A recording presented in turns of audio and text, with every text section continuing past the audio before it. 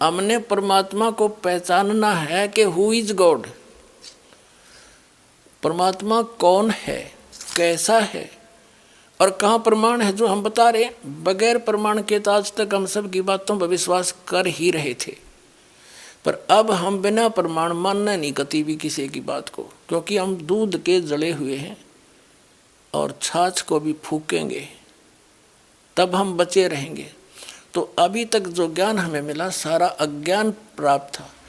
अब परमात्मा को पहचानेंगे, प्रमाणों से देखेंगे और जानेंगे, फिर हम भगवान पालेंगे। भगवान का पाना तो बिल्कुल आसान है, कुछ भी नहीं करना।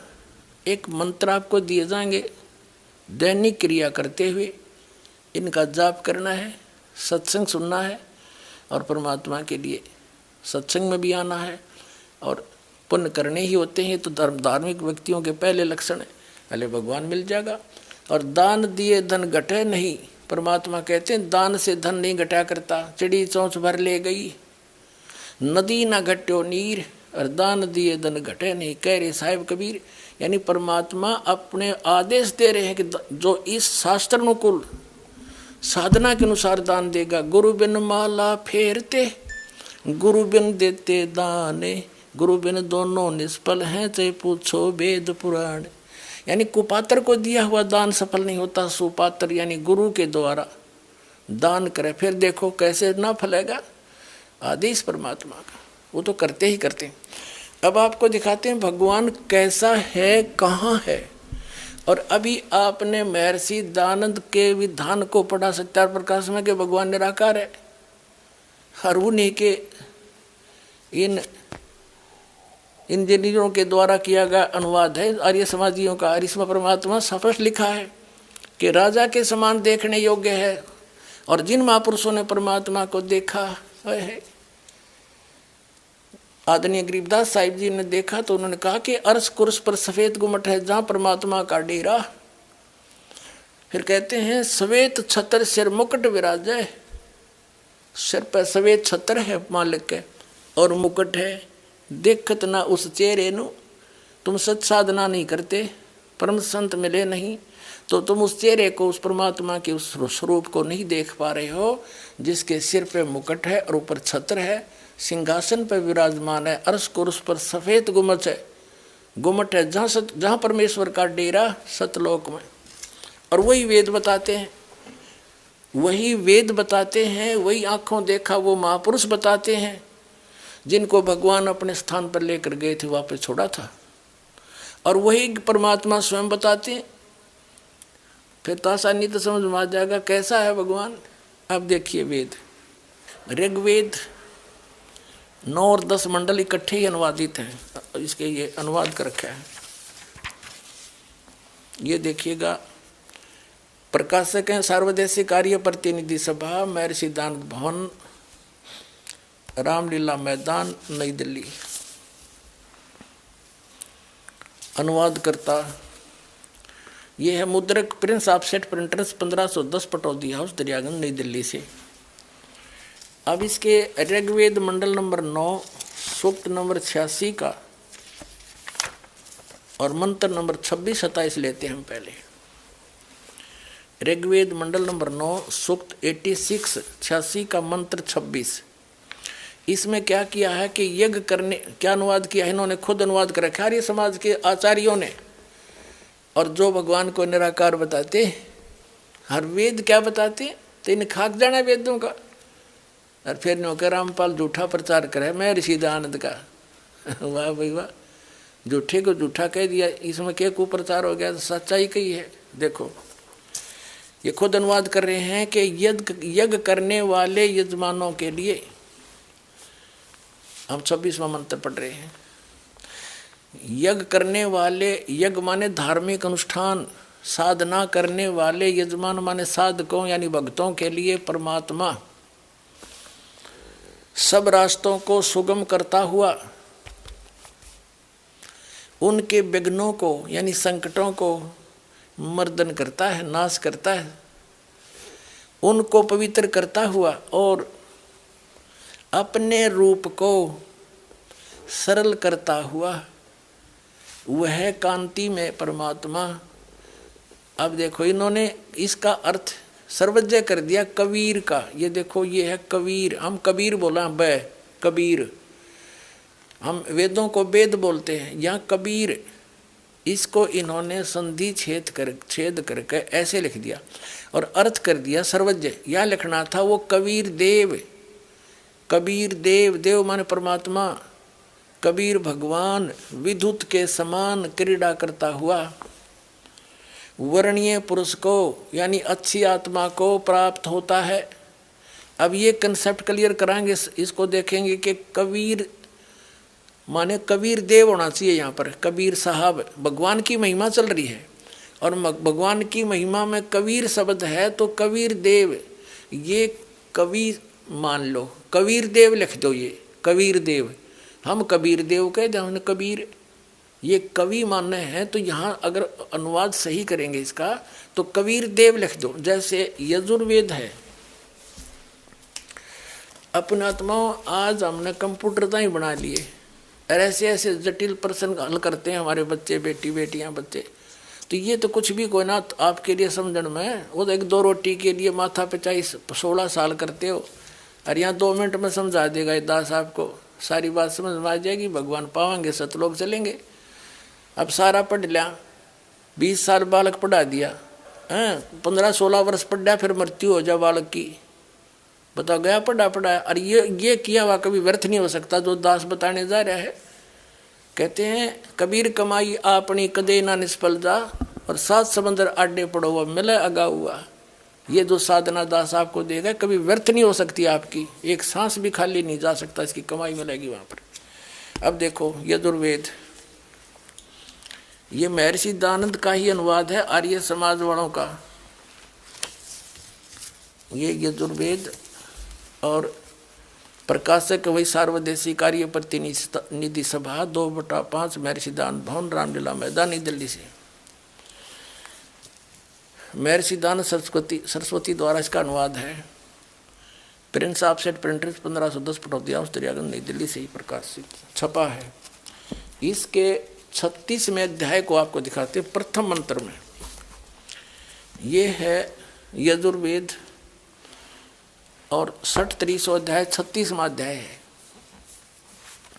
इसके प्रथम मंत्र में यजु शब्द है। रचम वाचम परपदे मनो यजु परपदे श्याम प्राणम परपदे चक्षु श्रोत्रम परपदे, ये यजु शब्द लेना हमने। इसका अर्थ क्या किया महर्षि दानंद ने, यहाँ देखना, ये किया है यजु का अर्थ यजुर्वेद किया, बिल्कुल सही लिखा। यदि इस यजु शब्द का कोई अर्थ तो बनता है, यजु माने साधना, परमात्मा से मिलाने वाले मंत्र, इसका कुछ अन्य अर्थ कर देते तो ये कैसे पता लगता कि महिमा यजुर्वेद की है, उस बुक की है। यहाँ यजुर्वेद लिखना अनिवार्य था, जबकि ये केवल यजु है, ये यजुर्वेद लिख दिया, बिल्कुल सही किया, ये सही अनुवाद है। और इसका अर्थ कर दे, जैसे यहाँ कबीर देव, कवि होता तो लिखना चाहिए था कबीर देव, अगर उसका अर्थ कर दें तो कैसे पता चलेगा वो परमात्मा कौन है जो ये लीला करता है, उसका नाम क्या है। तो ये कबीर देव लिख देते, कबीर देव। हम उसने कबीर पढ़ रहे हैं, कबीर वह को वह बोलते हैं हम, इसलिए अब भ्रंश करके उसको कबीर साहब कहने लगे। देव माने साहब को, राम को, गौडल्ला को, खुदा को। तो अब हम फिर आते हैं ऋग्वेद मंडल नंबर 9 सूक्त नंबर 86 के मंत्र 26 पर।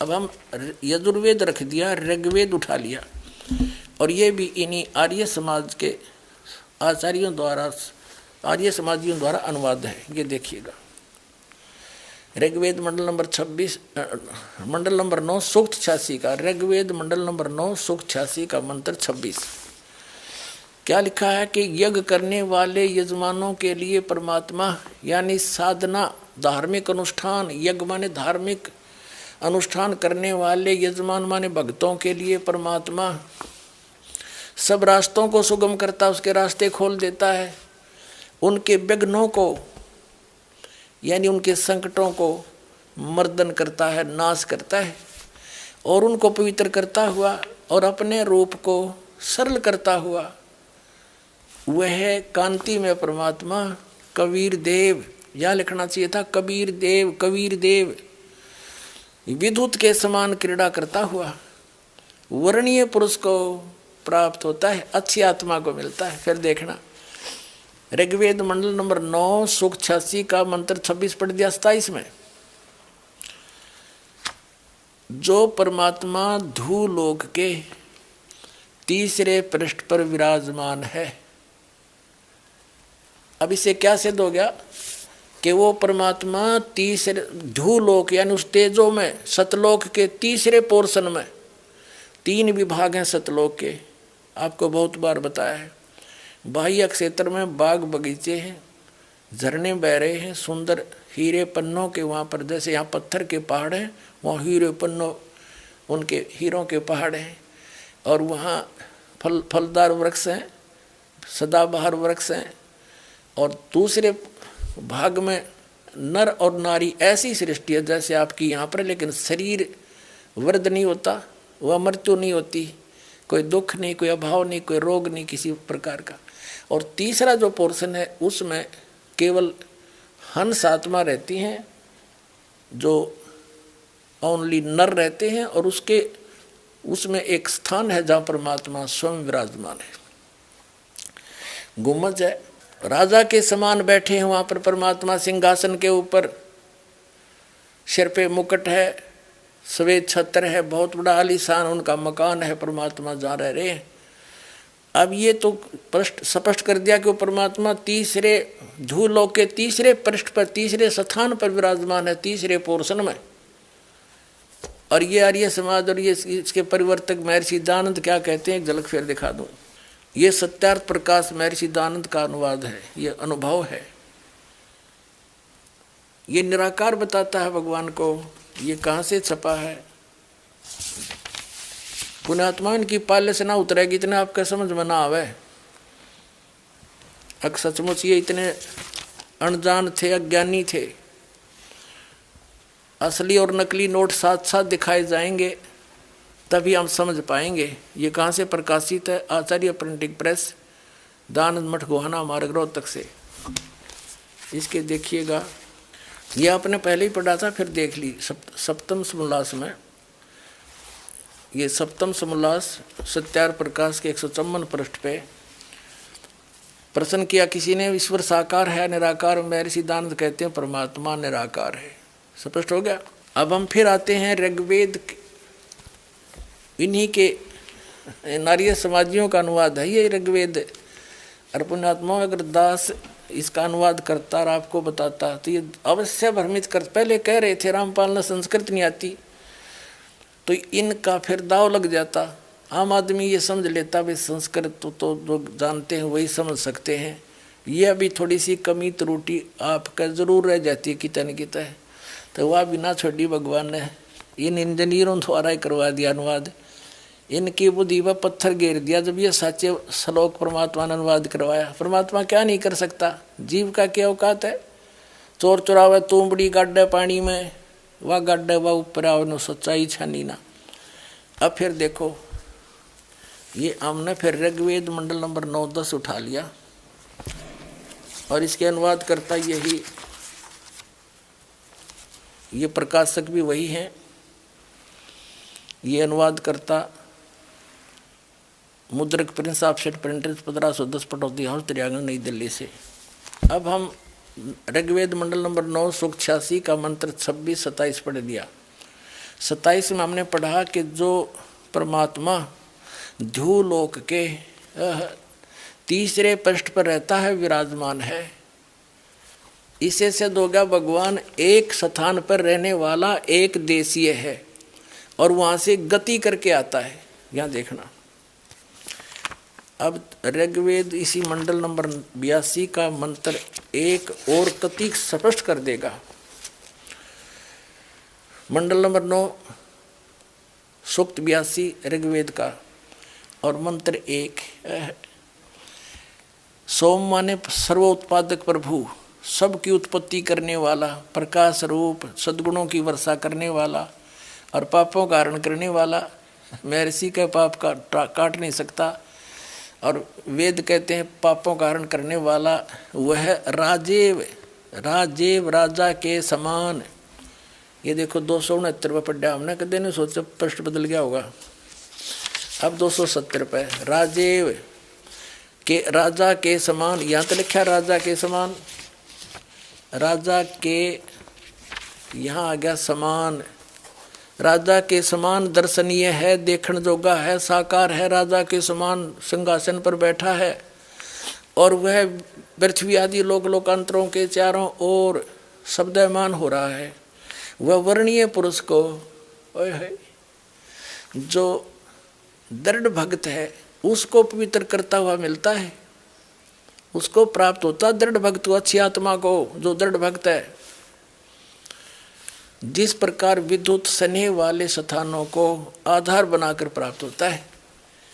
और देखियो फिर क्या किस उद्देश्य लेकर आता है, हे परमात्मन उद्देश्य करने उपदेश करने की इच्छा से आप महापुरुषों को प्राप्त होते हो। आप अत्यंत गतिशील पदार्थ के समान यानी बहुत तीव्रता से हमारे अध्यात्म यज्ञ को प्राप्त होते हो। आप कबीर देव हैं, वो सिद्ध कर दिया था। आप कबीर देव हैं, आप कबीर साहब हैं, शुद्ध स्वरूप हैं। हमारे पापों को दूर करके हे अमर परमात्मा हमको सुख दें। अपने आत्माओं मोती मुक्ता दर्शत नाही, ये जग है सब अंदरे, दिखत के तो नैन सुम इनका फिरा मोतिया बंदरे।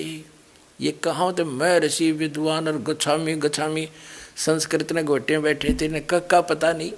वेद क्या बताते हैं, भगवान साकार है, नर आकार है, राजा के समान देखने में है, वहाँ पर एक स्थान पर रहता है, ये निराकार बताते हैं। आर्य समाज के आचार्य और महर्षि दयानंद, और परमात्मा किसी लोक में नहीं रहता। तो खाक विद्वान था ये, क्या जाना इनको, इन्होंने वेदों को।